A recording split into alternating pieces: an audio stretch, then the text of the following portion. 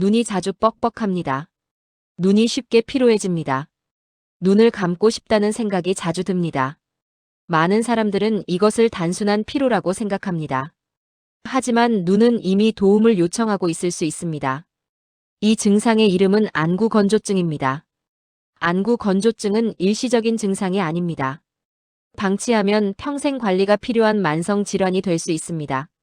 오늘 이 영상에서는 안구건조증의 정확한 원인과 구체적인 증상, 그리고 과학적으로 검증된 예방과 치료 방법까지 차분하게 설명드리겠습니다. 이 영상은 눈이 자주 불편한 분, 스마트폰과 컴퓨터를 오래 사용하는 분, 그리고 중장년층과 시니어분들에게 특히 도움이 될 것입니다. 1장. 눈물은 단순한 물이 아닙니다. 눈물은 단순히 눈을 적시는 물이 아닙니다. 눈물은 눈을 보호하는 생체 방어막입니다. 우리는 하루에도 수천 번 눈을 깜빡입니다. 이때마다 눈물은 각막 위를 고르게 덮어줍니다. 눈물이 충분하고 건강해야 시야는 선명하게 유지됩니다. 눈물은 3개의 층으로 구성됩니다. 가장 바깥층은 지질층입니다. 이 층은 눈물의 증발을 막는 역할을 합니다. 가운데층은 수분층입니다. 산소와 영양분을 각막에 공급합니다. 가장 안쪽은 점액층입니다. 눈물과 눈 표면을 단단히 붙잡아줍니다. 이 세 층은 완벽한 균형을 이뤄야 합니다. 단 하나라도 문제가 생기면 눈물막은 무너집니다. 그리고 그 순간부터 안구건조증은 시작됩니다. 2장. 안구건조증의 근본적인 원인. 안구건조증은 하나의 원인으로 생기지 않습니다. 대부분은 여러 원인이 겹쳐 발생합니다. 첫 번째 원인, 눈물 생성 감소입니다. 눈물은 눈물샘에서 만들어집니다. 하지만 나이가 들수록 눈물샘 기능은 점점 떨어집니다. 특히 40대 이후부터 눈물 분비량은 눈에 띄게 감소합니다. 여성의 경우 폐경 이후 호르몬 변화로 안구건조증 위험이 급격히 증가합니다. 자가 면역 질환이 있는 경우에도 눈물샘은 공격을 받을 수 있습니다. 이 경우 눈물 자체가 부족해집니다. 두 번째 원인, 눈물 증발 증가입니다. 눈물이 만들어져도 너무 빨리 증발하면 문제가 발생합니다. 이때 핵심 역할을 하는 것이 마이봄샘입니다. 마이봄샘은 눈꺼풀 가장자리에 위치한 기름 분비샘입니다. 이 기름은 눈물의 뚜껑 역할을 합니다. 마이봄샘이 막히거나 기능이 떨어지면 눈물은 순식간에 증발합니다. 스마트폰과 컴퓨터 사용은 이 문제를 더욱 악화시킵니다. 화면을 볼 때 사람의 깜빡임 횟수는 평소의 절반 이하로 줄어듭니다.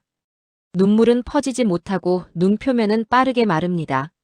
세 번째 원인, 환경적 요인입니다. 건조한 실내 공기는 눈물 증발을 가속화합니다. 에어컨 바람, 난방기 바람은 눈을 직접적으로 공격합니다. 미세먼지와 황사는 눈물막을 손상시키는 대표적인 외부 요인입니다. 콘택트 렌즈 착용 역시 안구 건조증을 악화시킬 수 있습니다. 네 번째 원인, 약물과 생활습관입니다. 일부 알레르기 약, 항우울제, 고혈압 약은 눈물 분비를 줄일 수 있습니다. 수면 부족은 눈의 회복 능력을 떨어뜨립니다. 흡연은 눈물막 안정성을 크게 해칩니다. 과도한 음주는 체내 수분 균형을 무너뜨립니다. 3장. 안구 건조증의 대표적인 증상들. 안구 건조증 증상은 사람마다 다르게 나타납니다. 하지만 공통적인 신호는 존재합니다. 눈이 뻑뻑합니다. 눈이 당기는 느낌이 듭니다. 눈에 모래가 들어간 듯한 이물감이 느껴집니다. 눈이 따갑고 화끈거립니다. 바람만 불어도 눈이 시립니다. 햇빛이나 전등 불빛이 유난히 눈부시게 느껴집니다. 눈이 쉽게 충혈됩니다. 눈물이 자주 흐르는데도 눈은 계속 불편합니다. 이 눈물은 보호 기능이 거의 없는 반사성 눈물입니다. 글자가 흐려 보였다가 깜빡이면 잠시 또렷해지는 현상도 대표적인 증상입니다. 4장. 안구 건조증을 방치했을 때의 위험. 안구 건조증을 단순 불편함으로 넘기면 문제가 커질 수 있습니다. 눈물막이 계속 불안정하면 각막에 미세한 상처가 생깁니다. 이 상처는 만성염증으로 이어집니다. 결막염과 각막염이 반복적으로 발생할 수 있습니다. 심한 경우 각막 손상으로 시력 저하가 나타납니다. 눈의 피로는 두통과 집중력 저하로 이어집니다. 일상생활의 질이 눈에 띄게 떨어집니다. 5장. 안구 건조증 예방 방법.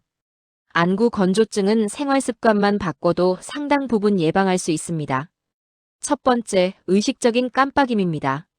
화면을 볼 때 의식적으로 깜빡이세요. 천천히 완전히 눈을 감았다가 다시 여세요. 이 동작만으로도 눈물막은 회복됩니다. 두 번째, 20, 20, 20 규칙입니다. 20분마다 20피트 떨어진 곳을 20초 동안 바라보세요. 눈의 긴장이 풀립니다. 눈물 분비도 회복됩니다. 세 번째, 실내 환경 관리입니다. 실내 습도는 40에서 60%를 유지하세요. 가습기를 활용하는 것도 좋은 방법입니다. 에어컨과 히터 바람은 눈을 피하도록 조절하세요. 네 번째, 눈꺼풀 관리입니다. 따뜻한 수건으로 눈꺼풀을 찜질하세요. 하루 5분이면 충분합니다. 마이봄샘 기능 개선에 큰 도움이 됩니다. 다섯 번째, 영양과 수분입니다. 오메가3 지방산은 눈물의 질을 개선합니다. 물을 충분히 마시는 습관은 눈 건강의 기본입니다. 6장. 안구 건조증 치료 방법. 증상이 지속된다면 치료가 필요합니다. 가장 기본적인 치료는 인공 눈물입니다. 보존제가 없는 인공 눈물은 장기 사용에 안전합니다. 하루 여러 번 사용해도 문제가 없습니다. 염증이 동반된 경우 의사의 판단에 따라 항염증 점안제를 사용합니다. 마이봄샘 문제가 심한 경우 전문적인 온열 치료가 도움이 될 수 있습니다. 일부 환자에게는 눈물점 폐쇄술이 효과적일 수 있습니다. 중요한 점은 안구 건조증은 완치 개념이 아니라 관리의 개념이라는 사실입니다. 눈은 평생 사용해야 할 소중한 기관입니다. 작은 불편함도 몸의 신호로 받아들이세요. 안구 건조증은 조기에 관리하면 충분히 조절할 수 있습니다.